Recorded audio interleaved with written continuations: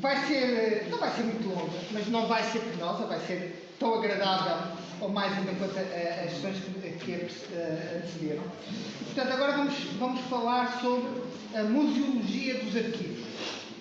Está bem? Eu não sei se está tudo a postos, lá atrás na tecnologia, no som.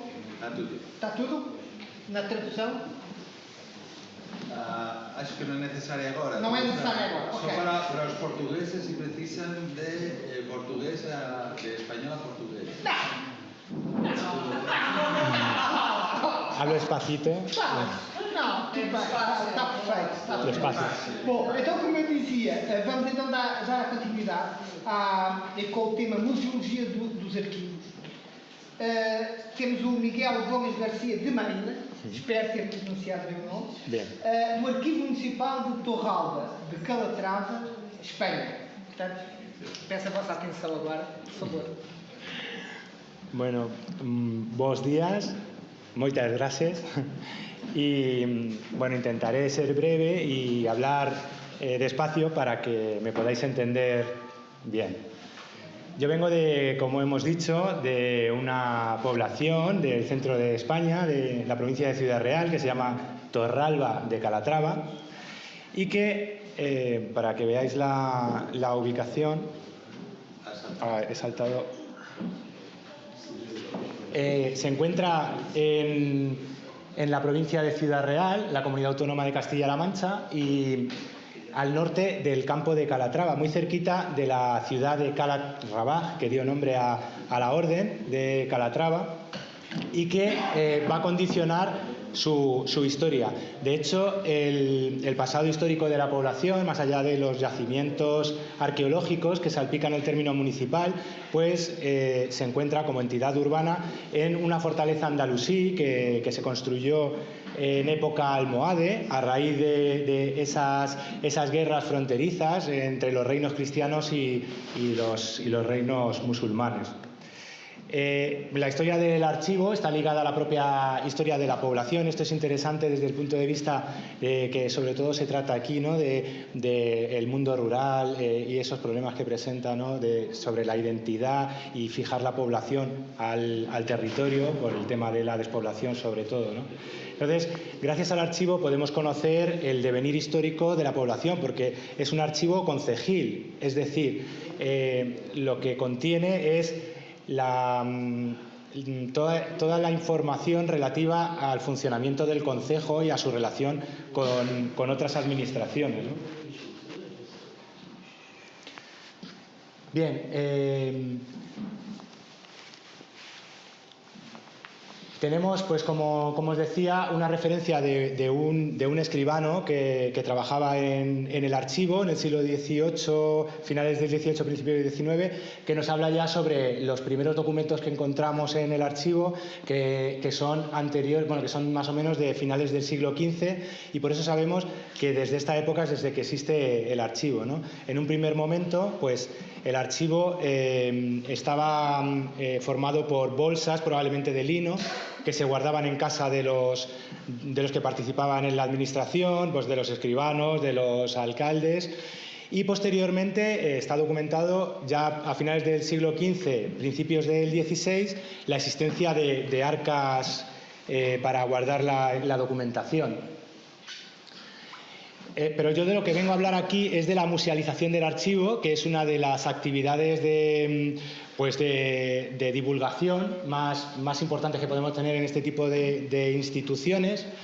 ¿Y por qué es importante musealizar un archivo? Pues, por un lado, como he dicho, el archivo es una herramienta básica para el conocimiento de la historia local. Por otro lado, damos una visión mucho más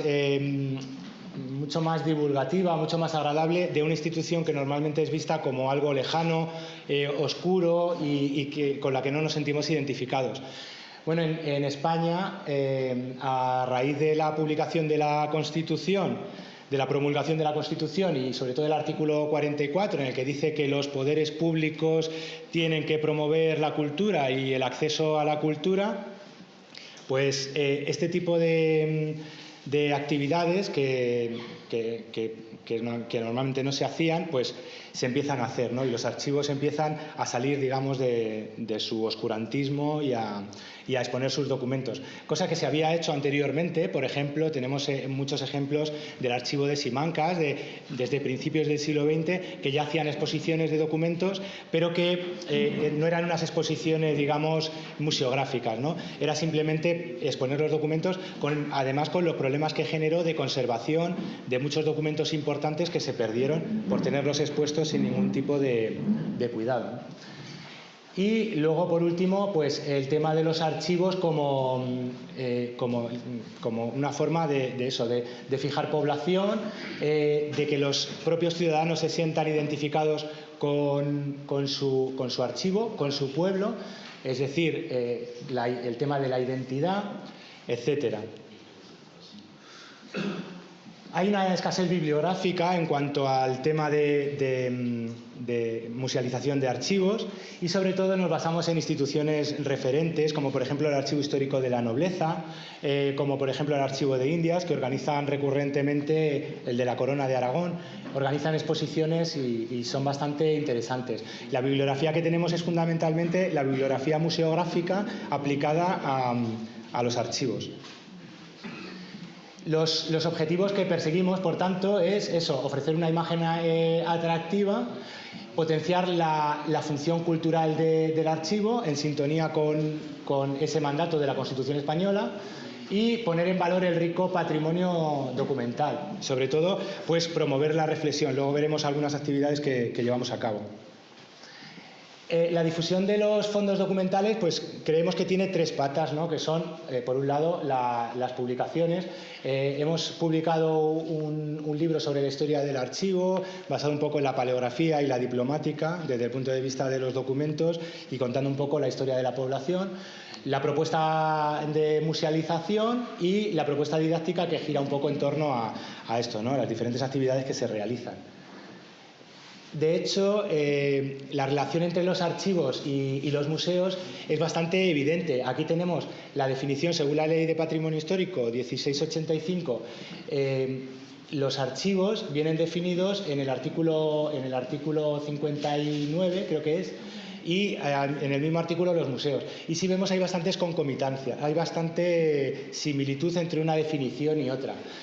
La definición de custodia de los objetos, la de difusión cultural, y luego de acopio de materiales, de investigación, de conservación, etcétera.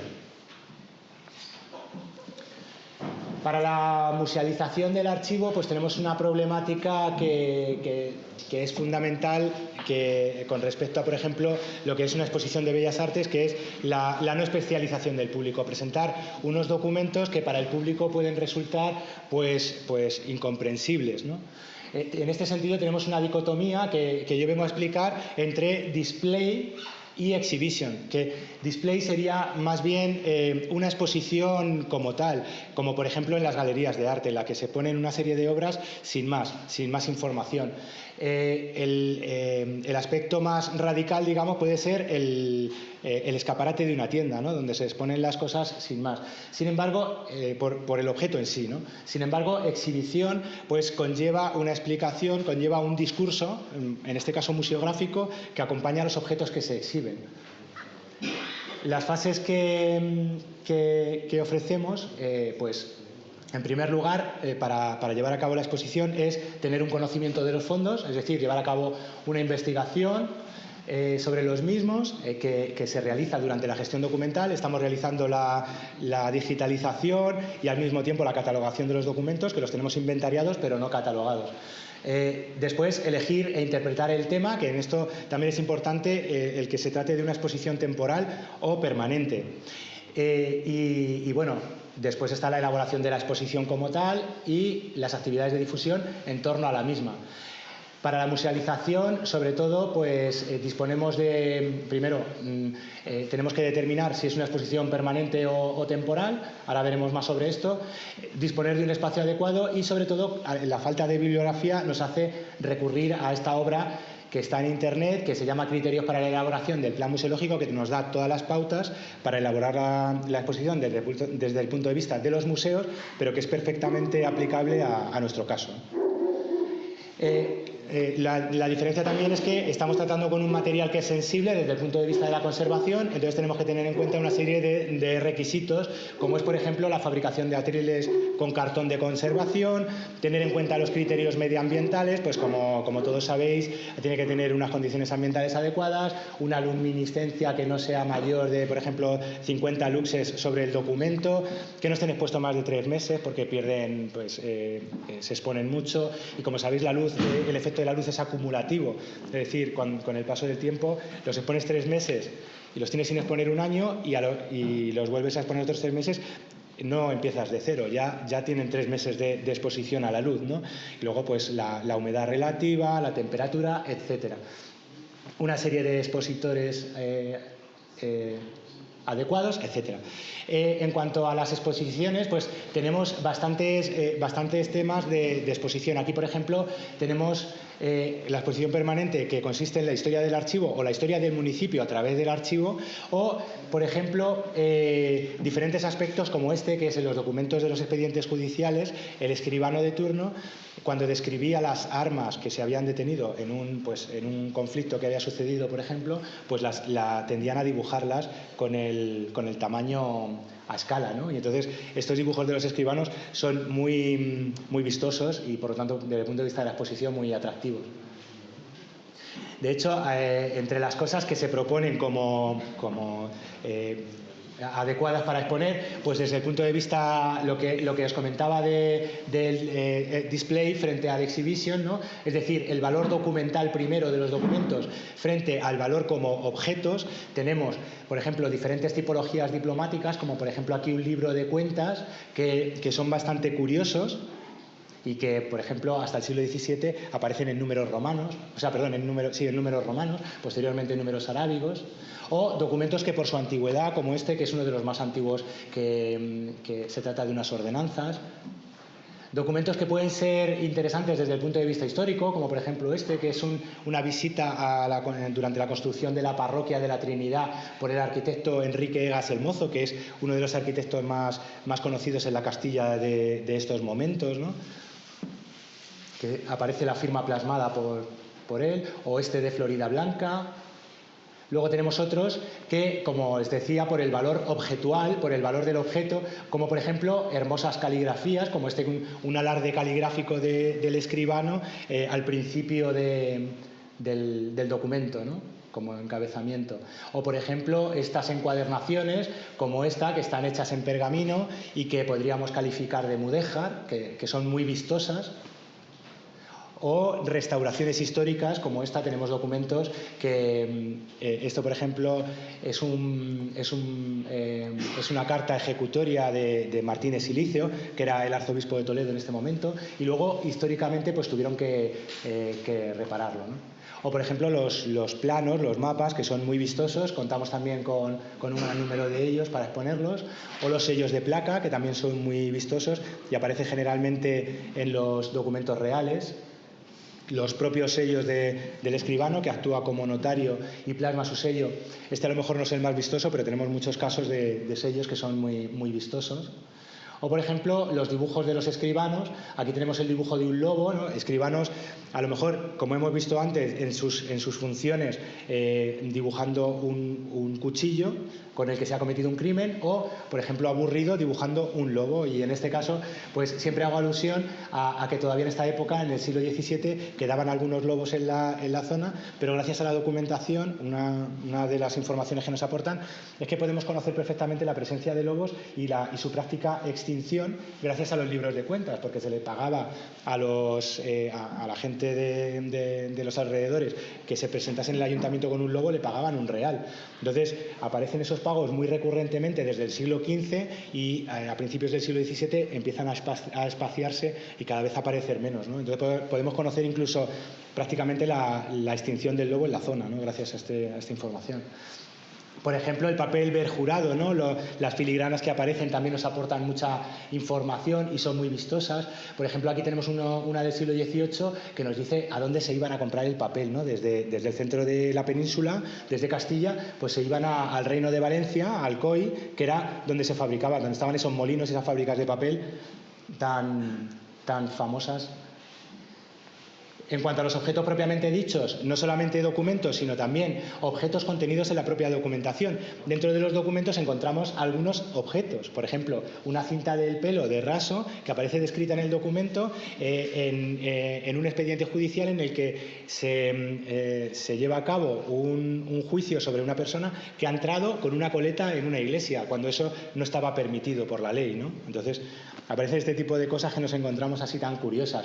O, por ejemplo, un pasquín de principios del siglo XIX, cuando existen estos enfrentamientos entre realistas y constitucionalistas. Entonces, en las puertas del ayuntamiento, alguien, que además lo describe el documento con pan mascado, pega un papel en el que insulta a los realistas, ¿no? Y defiende la Constitución. En esta época, pues es el inicio de las guerras carlistas, ¿no? Que tanto impacto tendrá durante el siglo XIX. Luego, en cuanto a los objetos propiamente dichos, pues por supuesto los materiales de escritura de los escribanos, los tinteros, salvaderas, tintas, plumas, etcétera. O, por ejemplo, objetos relacionados con la información que aparece en la documentación. Tenemos la reja de la cárcel, que es el único elemento que conservamos de esta cárcel real que había en la población, que tenemos un mapa y tenemos mucha información sobre ella, pero no existe hoy día, solamente tenemos esta reja. Vamos un poco rescatando los despojos, ¿no? Bueno, la panelería como recurso expositivo, que es el recurso tradicional que elaboramos. También como recurso tradicional, pues, y relacionado con una experiencia multisensorial, es una mesa de escribano que hemos elaborado con los materiales que utilizaba un escribano en la época, para que la gente se pueda sentar, pueda tocar un tintero, pueda tocar una pluma y sentirse como sentía un escribano en su escribanía, ¿no? En su oficio.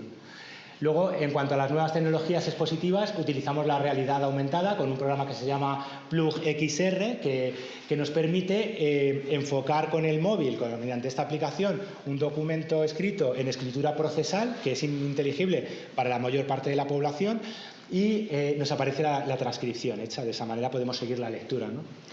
Otras tecnologías nuevas tecnologías que utilizamos, por ejemplo, la fotogrametría aplicada, que antes en las conferencias anteriores han hablado de esto, y bueno, utilizamos Metashape, que es la sucesora de Photoscan. No sé si conocéis el tema, pero hay una app que se llama Scaniverse, que bueno, no se ve bien, pero que es una aplicación que podéis tener en el móvil, es gratuita y se puede escanear en 3D cualquier objeto y salen perfectos.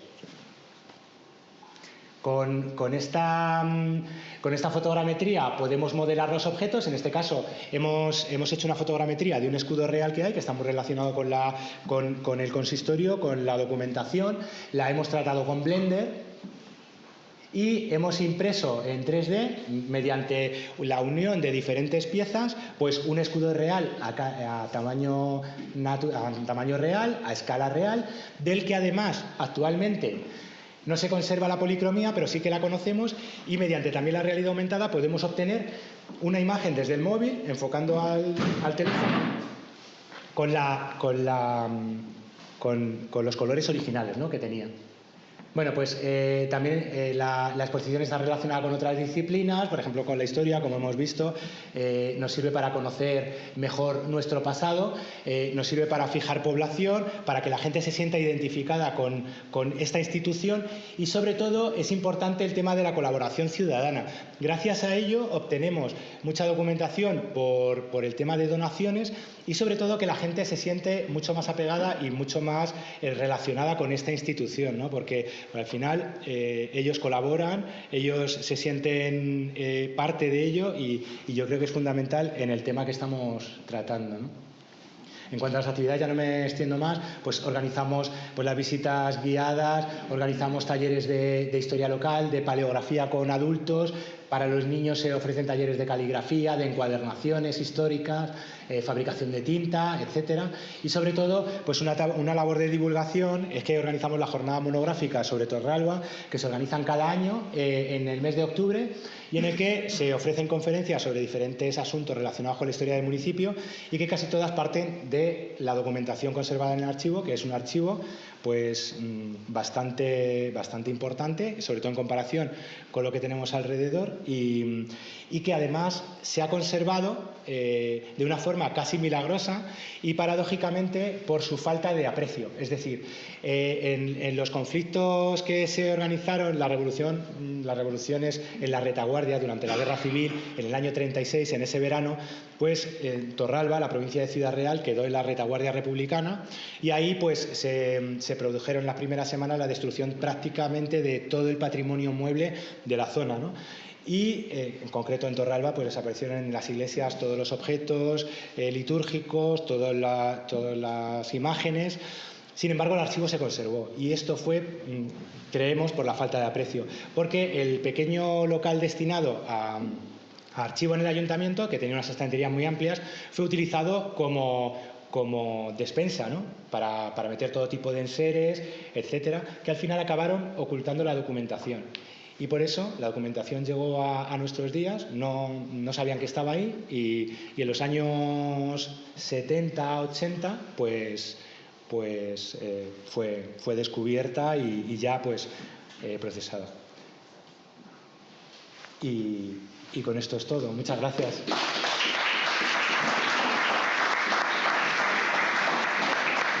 No sei se me ha passado mucho. Não, perfeito, está perfeito, no tempo certo. Muito obrigado.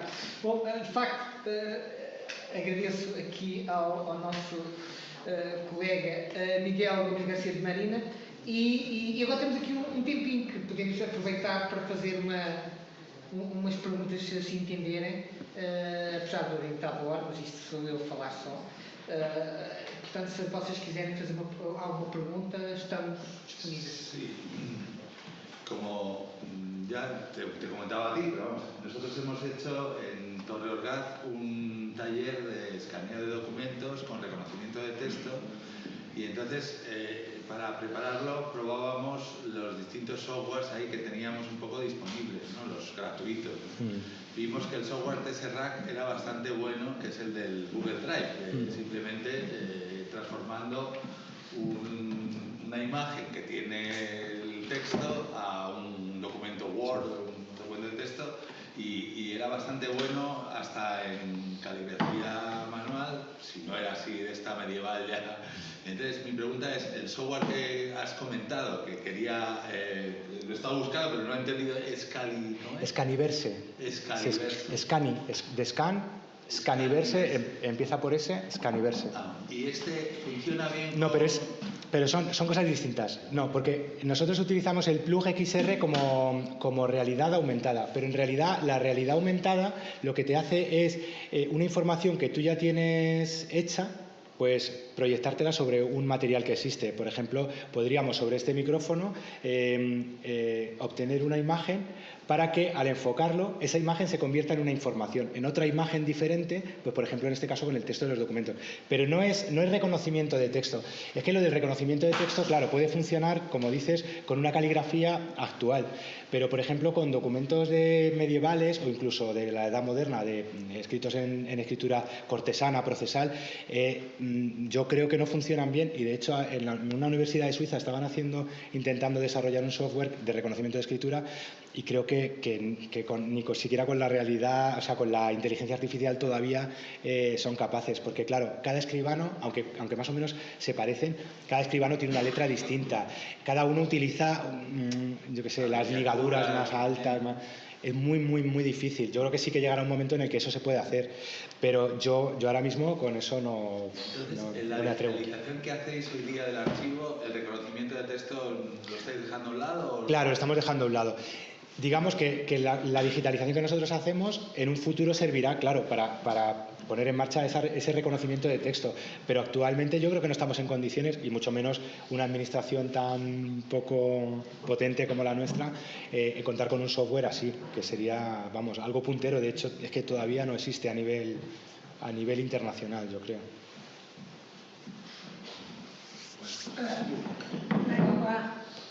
Alguém tem mais alguma questão? Não? Eu vou fazer uma muito chata, porque eu venho de outra área. Sim. E quando olhei para a fotografia que mostraste a secretária com a pena, com a pluma, e porque eu gosto, trabalho com aves, a minha pergunta é, a pena não era uma pena original. La pluma. La pluma. No era original. No se han conservado ninguna Claro. pluma original. De hecho, al ser un objeto orgánico, pues no sé. Sim, claro.